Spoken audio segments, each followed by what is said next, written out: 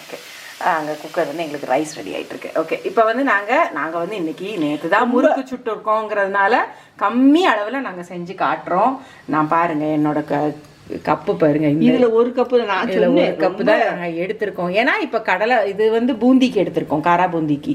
அதுக்கு அடுத்து நெக்ஸ்ட் வந்து ஓமப்பொடி போடுவோம், வேர்க்கடலை போடுவோம். எல்லாம் சேரும்போது நமக்கு நிறையா வந்துடும். சிப்ஸ் கடையில் வாங்கி போடுறதுனாலும் போட்டுக்கோங்க. இது வந்து இந்த அளவு தான், இந்த கப் அளவு. நான் வந்து அதனால தான் இன்னைக்கு டம்ளர், அதனால தான் நான் டம்ளர் அளவுக்குன்னு எடுத்திருக்கேன். நான் சின்ன டம்ளருக்கு நாங்கள் எடுத்திருக்கோம்.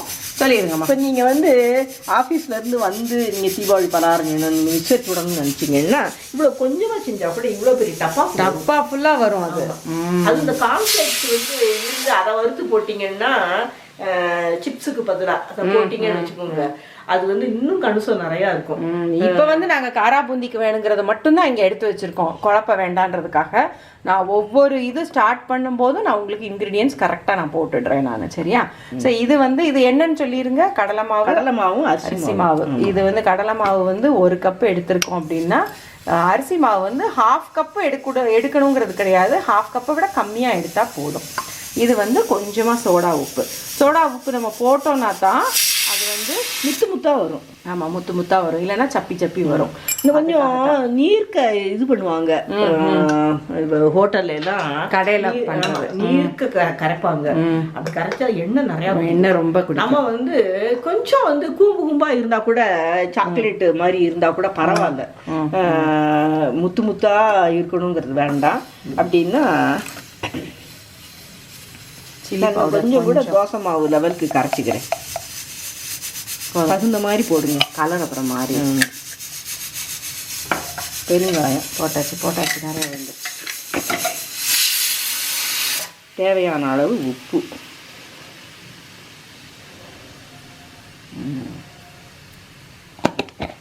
இதை வந்து நல்லா தோசை மாவு லெவலுக்கு, தோசை மாவோட இன்னும் கொஞ்சம் கூட தின்னா ஃப்ளூயண்ட்டாக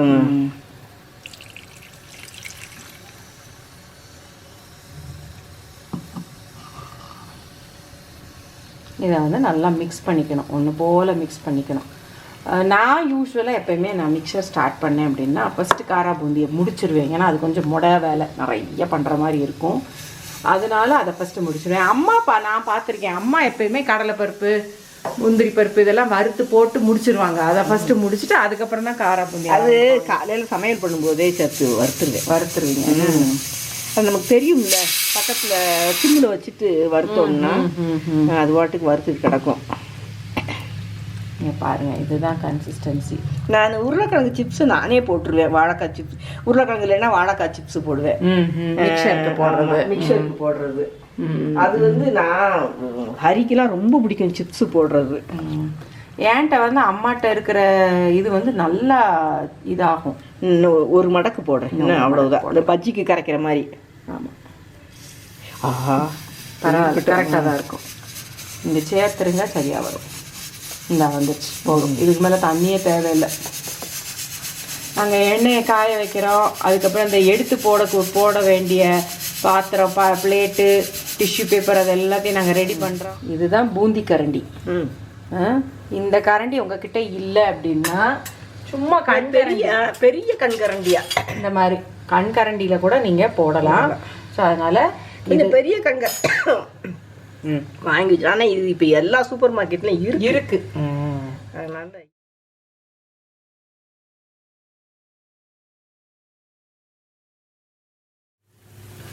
நல்லா இந்த மாதிரி சத்தெல்லாம் அடங்கினது எடுத்துடும்.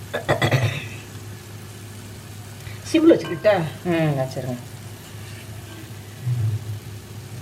இதே மாதிரி மற்ற எல்லா இதையும் போட்டு இந்த மாதிரி போட்டு எடுத்து வச்சிட்டோம் அப்படின்னா காரா பூந்தி ரெடி ஆயிரும். சரியா? நாங்கள் ஃபினிஷ், அதாவது காரா பூந்தி முடிச்சுட்டு அடுத்து ஓமப்பொடிக்கு நாங்கள் காட்டுறோம். ஸோ நாங்கள் எடுத்த இதுக்கு வந்து ஒரு 5 டைம்ஸ் தான் பூந்தி இதாகிருக்கு. அதுக்குள்ளே நாங்கள் அடுத்ததுக்கு ஓமப்பொடிக்கு நாங்கள் எடுத்து வச்சாச்சு. சரியா? ஸோ இது வந்து எடுத்துட்டு அப்புறமா பிணைவோம். ஆமாம், அதுக்கப்புறம் நாங்கள் பிணைகிறோம். இதுக்குமே இந்த டம்ளரில் தான் எடுத்துக்கலாம். கடலை மாவு 1 டம்ளரு, 1/2 டம்ளர் அரிசி, பெருங்காயம் போட்டு அதே அளவு போட்டுக்கிறேன். உப்பு முதல்ல போட்டுக்கிறேன். மெஷர்மெண்ட்டில் வந்து கன்ஃபியூஸே ஆகாது. கடலை மாவு நிறையா இருக்கணும், அரிசி மாவு கம்மியாக இருக்கும். That's all.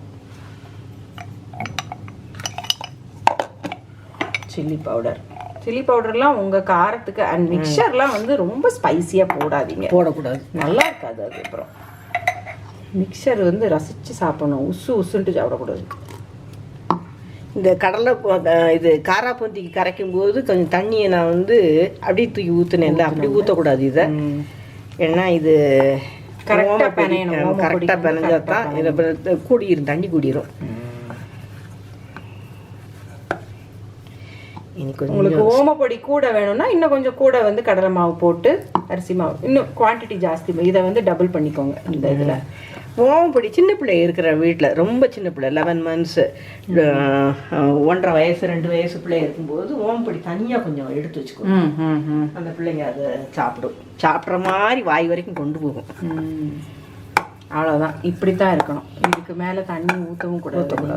இது வந்து கையில் ஒட்டுற மாதிரி தெரியும், கையை கழுவிட்டு தொட்டிங்கன்னா இப்போ இந்த ஓமப்பொடிக்குன்னு இருக்கிற அச்சு இருக்குது பார்த்தீங்களா, அந்த இது போதுமா? போதும். எண்ணெய் கொஞ்சமாக தானே இருக்குது. அதை இது பண்ணிவிட்டு நான் அந்த அச்சை காட்டுறேன் உங்களுக்கு. தின்ன இடியாப்பத்துக்கெல்லாம் போடுற அந்த இதுதான். அதை வந்து போட்டுட்டு இதுவும் நல்லா சத்தம் அடங்குற வரைக்கும் வச்சிருந்துட்டு சீக்கிரம் இதாயிரும். ஆனால் காரா பூந்தி மாதிரி கொஞ்சம் நேரம் வச்சுக்கணுங்கிறதெல்லாம் கிடையாது, சீக்கிரம் இதாயிரும். நல்லா இந்த மாதிரி இது வந்து இந்த அளவுக்கு கரெக்டாக ஒரு போட்டு ஒரு 1 minute முடிஞ்சிடும்.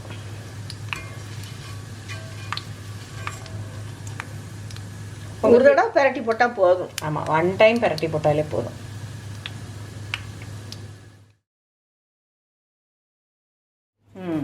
எத்தனை ஓமப்பொடி வந்துச்சு எனக்கு?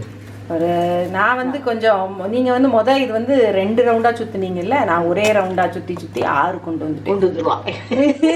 நாங்கள் வந்து கொஞ்சமாக இதில் வந்து நாங்கள் நிறைய கொண்டு வந்துடுவோம். சிரட்டையில் சோறாக்கி இது வீட்டுக்கு குடும்பத்துக்கே நாங்கள் ஆக்கி கொடுத்துருவோம். நான் வந்து அப்படியே வச்சுருந்தேன், அது தெரியாமல் அமுக்கிட்டேன் எல்லாத்தையும். சரியா, எப்படினாலும் ஓமப்பொடி அமுக்கி தானே சாப்பிடணும். கடலையை வந்து கையாட்ட எடுத்து போடாதீங்க, இந்த மாதிரி கப் வச்சுக்கோங்க. கப் வச்சுட்டு அதில் போட்டிங்கன்னா கையில் தெரிக்காமல் இருக்கும். கடலை கொஞ்சம் சூதானமாக வறுக்கணும். நமக்கு வந்து வெள்ளையாக இருக்கிற மாதிரி தெரியும், அதை எடுக்கிறதுக்கு முன்னாடி ப்ரௌன் ஆகி டார்க் ப்ரௌன் ஆகிடும். சிம்மில் வச்சுக்கோங்க, நல்லா ஃப்ளேமை சிம்மில் வச்சுக்கோங்க. அதனுடைய இது வந்து கரெக்டு. இது வந்து இந்த ஒரு சாக்லேட் கலரில் வரும், சாக்லேட் மில்க் ஷேக் கலரில் வரும். ஏதாவது 1-2 வெள்ளையாக இருக்கும்ல, அது வந்து அந்த மாதிரி ஆகும். அந்த கலரில் எடுத்துட்டிங்கன்னா அது வந்து உங்களுக்கு ஃப்ரை ஆகி முடிக்கும்போது கரெக்ட் கலரில் இருக்கும்.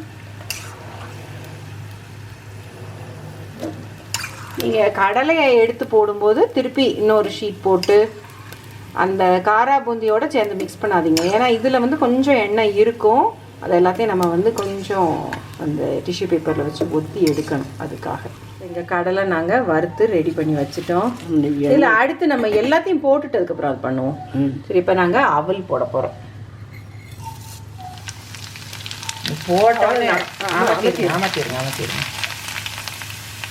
போட்ட உடனே பொரிஞ்சிடும். அது இன்னும் ஒரு ரவுண்டு போடுவோமா? போட்ட உடனே பொரிஞ்சிடும், உடனே எடுத்துடணும். 2 ரவுண்டு அவல் அதையும் போட்டாச்சு.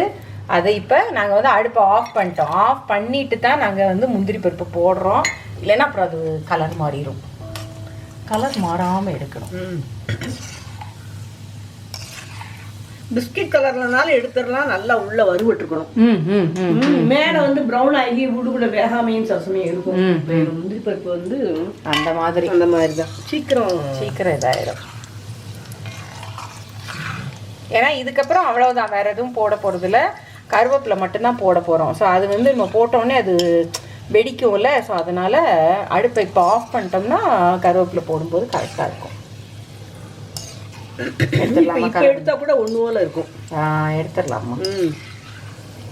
பாருங்க, இது குவான்டிட்டிலாம் நீங்கள் உங்கள் விருப்பம் தான், அது உங்களோட விருப்பம். சின்ன பிள்ளை இருக்கிற வீட்டில் வந்து முந்திரி பருப்பு கூட கொஞ்சம் போட்டால் பிள்ளைங்க வந்து அதை பெருக்கி சாப்பிடும். இப்போ எல்லாத்தையும் எடுத்தாச்சு. இப்போ எகைன் அடுப்பு ஆஃபாக தான் இருக்குது பார்த்தீங்களா. எப்போவே நாங்கள் ஆஃப் பண்ணிட்டோம், அப்புறமும் இப்படி தான் வெடிக்கும். அதனால் ரொம்ப கேர்ஃபுல்லாக பண்ணுங்கள். கொஞ்சம் நேரம் இருக்கும். அது அப்படி கொஞ்சம் அப்படி இல்லை சலசலப்பு அடங்கி அதுக்கப்புறம் எடுத்து போட்டால் போதும். இப்போ அடுத்த ஸ்டெப்பு இந்த மாதிரி டிஷ்யூ பேப்பர் வச்சு ஒத்தி எடுத்துருங்க. எல்லா எண்ணெயும் வராது, ஆனால் நமக்கு ஒரு சாட்டிஸ்ஃபேக்ஷன். சரி, எண்ணெயை கொஞ்சம் ஒத்தி எடுத்துட்டேன் அப்படின்னு.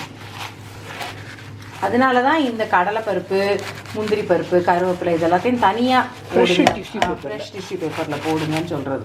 சரி, அதை அம்மா அப்படி பண்ணிகிட்டு இருக்காங்க. இங்கே நான் உங்களுக்கு காட்டுறேன். இதில் வந்து ஒரு ஸ்பூன் மாதிரி இதில் வந்து ஒரு பவுலில் வந்து கொஞ்சமாக உப்பு, கொஞ்சம் சில்லி பவுடர், கொஞ்சம் பெருங்காயம், இது எல்லாத்தையும் போட்டு இதை வந்து இப்படி மிக்ஸ் பண்ணிக்கோங்க. இதை நல்லா மிக்ஸ் பண்ணிவிட்டு இந்த ஸ்பூன் கூட இருக்கு மிக்ஸ் பண்ணிவிட்டு இதை வந்து இதில் அம்மா இப்போ போட போகிறாங்க. நல்லா பெருங்காயம் எல்லாம் போட்டிருக்கு. ஆமாம், வேணுங்கிற அளவுக்கு இப்படி தூத்தி விட்டு இதை மிக்ஸ் பண்ணி விட்டுடலாம். பண்ணி விட்டுட்டு இதுக்கப்புறம் இதை வந்து மிக்சரில் ஆட் பண்ணலாம். அந்த காரா பூந்தி எல்லாத்தையும் போட்டால் தான் அதுக்கப்புறம் அது மிக்சர்.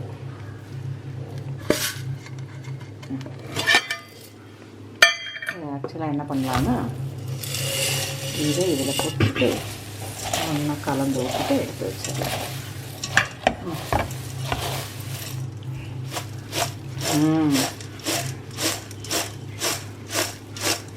எவ்வளோண்டு எடுத்தோம் மாவு, எவ்வளோ இருக்குது பார்த்தீங்களா மிக்சரு.